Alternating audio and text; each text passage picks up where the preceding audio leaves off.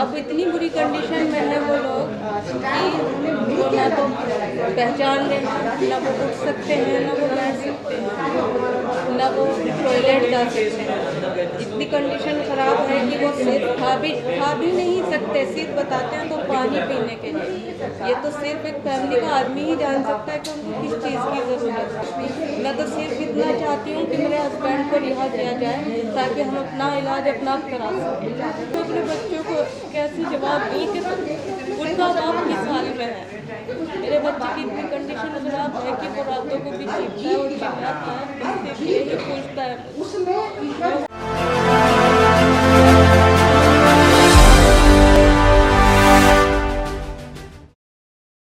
इस वक्त हम लोग दिल्ली के प्रेस क्लब में हैं। यहाँ पर एक कॉन्फ्रेंस का इनेकाद किया गया था जिसमें अतीकुर रहमान साहब, जो बहुत ज़्यादा अलील हैं, बहुत ज़्यादा बीमार हैं, उनके बेल दिए जाने के लिए अपील की गई। उनकी पूरी फैमिली यहाँ पर है जिन्होंने बहुत डिटेल्स में चीज़ों को बताया कि वो किस तरीके से बहुत बीमार है।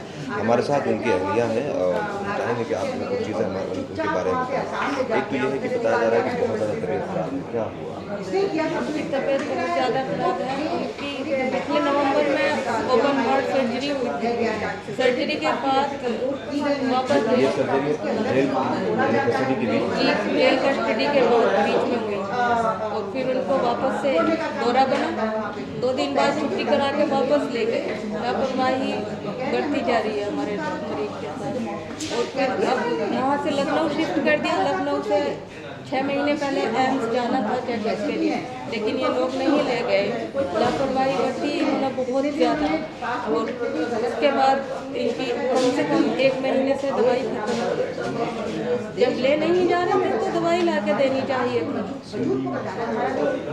अब इतनी बुरी कंडीशन में है वो लोग कि वो ना तो पहचान लें, ना वो उठ सकते हैं, ना वो बैठ सकते हैं, ना वो टॉयलेट जा सकते हैं। इतनी कंडीशन ख़राब है कि वो सिर्फ खा भी नहीं सकते, सिर्फ बताते हैं तो पानी पीने के लिए। ये तो सिर्फ एक फैमिली का आदमी ही जान सकता है कि उनको किस चीज़ की ज़रूरत है। तो ये बताइए, इतनी कंडीशन ख़राब में भी हमें बेल नहीं मिल रही, क्यों नहीं मिल रही? और फिर लापरवाही इतनी बड़ी बढ़ती जा रही है कि अब ये 4-5 दिन बाद ही इतने बड़े मरीज़ को वापस जेल ले गए। क्या जेल में देखभाल हो रही होगी? मैं नहीं मानती कि जब इन लोगों ने इतनी बड़ी लापरवाही बरती है कि वो लोग देखभाल कर रहे होंगे। मैं तो सिर्फ इतना चाहती हूँ कि मेरे हस्बैंड को रिहा किया जाए ताकि हम अपना इलाज अपना करा सकें।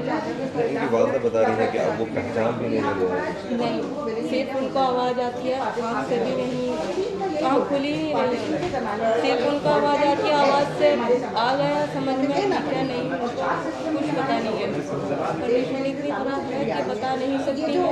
मेरे बच्चे नन्हे से हैं, वो मुझसे सवाल करते हैं, क्या मम्मी हमारे पापा क्यों नहीं आ रहे, क्यों नहीं छोड़ रहे मेरे पापा?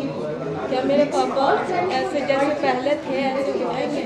क्या मेरे पापा मुझे पहले ले जाते थे अपने साथ ऐसे ले जाएंगे बाहर, या मेरे साथ ऐसे ही खेलेंगे? बताइए, मैं अपने बच्चों को कैसे जवाब दूँ कि उनका बाप किस हाल में है।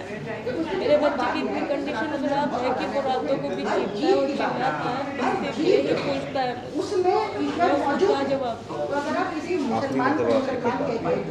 कल से मेरी आखिरी मरतबा में बात हुई थी, तब तो उनसे बात ही नहीं। अभी अब जो बेल के लिए पिटीशन डाला गया है तो क्या उम्मीद है? उम्मीद तो 2 साल से लगा रहे हैं लेकिन नहीं हो रही है। अभी पता नहीं क्या करने वाले हैं ये लोग। तो ये जो जुल्म हो रहा है आप लोगों के साथ, इसकी वजह क्या है? वजह तो यही देखी जा सकती है कि सिर्फ उन लोगों को, मुस्लिम लोगों को परेशान करने की वो करी जा रही है। सिर्फ मुस्लिम होना हमारे लिए गुनाह है। हम मुस्लिम जो हैं इसलिए हमें जमानत नहीं दी जा रही है, हमारे मरीज को ट्रीटमेंट नहीं दी जा रही। इतनी बड़ी लापरवाही जो इन लोगों ने बरती है, उसमें अगर कुछ हादसा हो जाता है, हालांकि कुछ बचा नहीं है उसमें होने के लिए। जब इंसान के कपड़े काट के उतारे गए हैं तो उस इंसान में बचा क्या होगा?